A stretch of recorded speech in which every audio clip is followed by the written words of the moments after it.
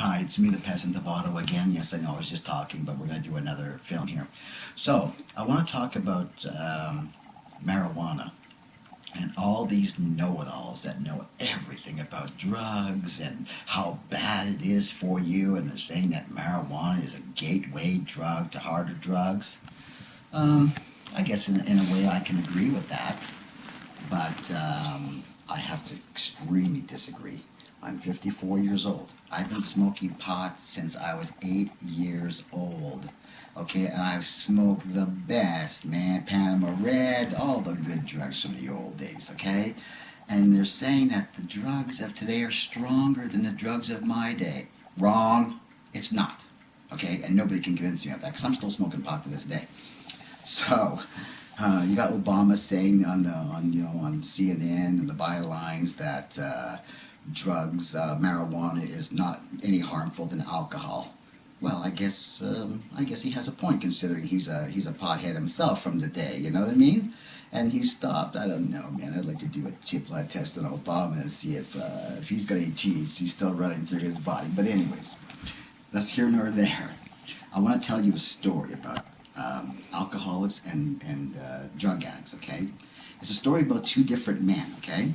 Now, the first man, he drinks, he has a hard day at work, and he gets in his car, the boss was ragging him out, he gets in his car, and he's all pissed off, he had a bad day, and, you know what I mean, he gets stuck in traffic, and he's one of those guys that drop by the bar before he goes home. So he drops by the bar, he has a couple of drinks, he's getting madder. Traffic is bad, he gets home. The wife's looking at how was your day? Ah, rah, rah. He's all grumpy. The kid's there, the dog's barking. He says, shut up. So anyways, the wife turns to him and says, honey, I burnt supper. Well, now this fucking guy, because he's drunk and he's not getting the supper, the wife burnt it, he goes ballistic. He probably gives her a slap in the head, kicks the dog, and tells the kid to turn the TV off and go to bed. This is an alcoholic, and you would say, oh, well, that's stereotype. Well, no, I was married to an alcoholic. I've been around alcoholics a long time, and that's basically how it works out with an alcoholic. Very aggressive, belligerent, and no respect because he's drunk, right? So anyways, you got the next guy. Now, he's at the office. His boss was ragging him out. It's been a rough day. He gets down to his car. Now he's in his car, and he's in the zone. So he fires his car up. He turns on his rock and roll radio station. He reaches into the glove compartment. And he pulls out his weed and he rolls himself a joint. And he starts puffing on that spliff, man. So anyways, he's saying now he's stuck in traffic and he's a little high. And he's saying, hey, man, this is a good tune. Yeah, I'm going to rock. I'm listening to my tunes on the way home in traffic. No problem. Might be a ton of traffic for all I give a damn. I'm high as a kite and I feel great. The boss? Screw the boss. I'll deal with him tomorrow. So anyways, this guy smoked a joint.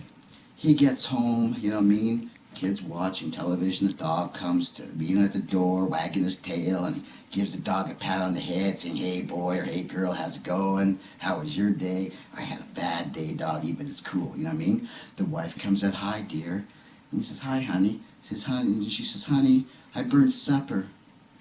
And the pothead looks at his wife and looks at the child watching TV, the cartoons, and the wife is feeling bad because she burnt supper. He walks up to his wife. Now, he's still on Mary Jane, right? So he walks up to his wife and he reaches around, grabs her by the waist, gives her a kiss on the cheek, and he says, you got any ketchup? And so anyways, she says yes. He walks into the living room. He sits down with his child or his children. The cartoons are on. The dog's coming wagging his tail. The dog sits beside him. He turns to his kids and said, kids, I had a crappy day, but know something? I love you guys, okay? And that's the difference between an alcoholic and a pothead. So for all you assholes out there that think that pot is a gateway drug and it's worse than alcohol, man, you're dreaming in technicolor, okay? In technicolor. I'm 54 now.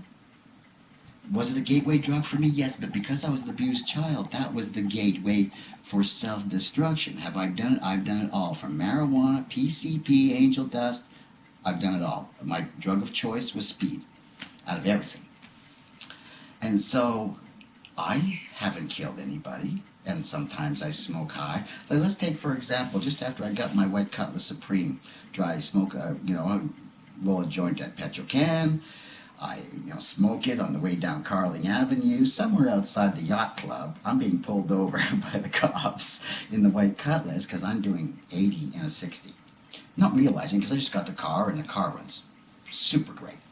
So anyways, cop comes to the window, and he comes to the window. He says, Kim, you know why I pulled you over? Or not Kim, but do you know why I pulled? Yes. I guess I was speeding. Yes, you were doing 80 and a 60. And I said, fine. He says, did you just smoke a joint, the officer says to me.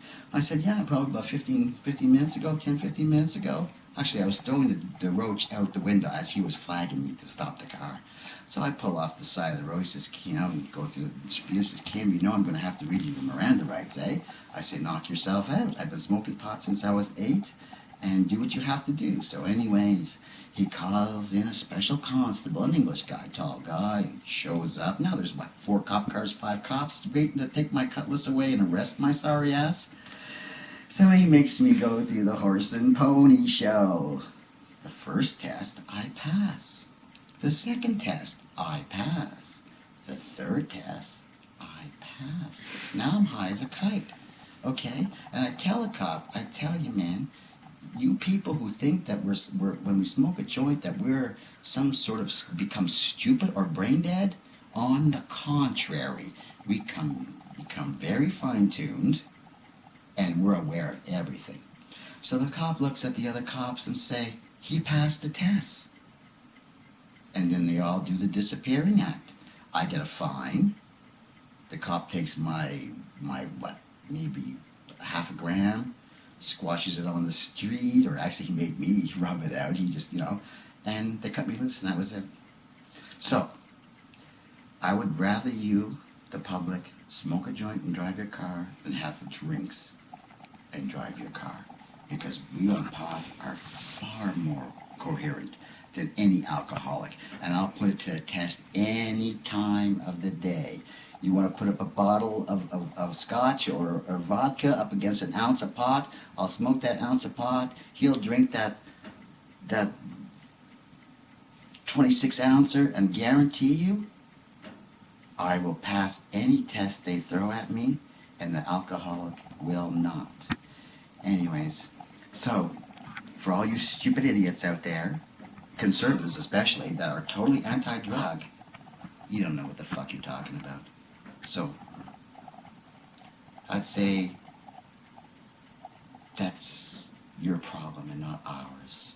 So legalize marijuana, okay? Legalize it, and don't throw the kids in jail over a half an ounce or something, because of the Harpers. There are minimum maximums. So, anyways, that's it. That's the story between the difference between an alcoholic father and a pot-smoking father. Good night from the peasants of Ottawa. And this pot-smoking father totally got clean off of fentanyl patches, which were totally going to kill him for the rest of his life. So, go pot, fuck the pharmaceuticals. Have a great day from Mel and the peasants of Ottawa. Good night.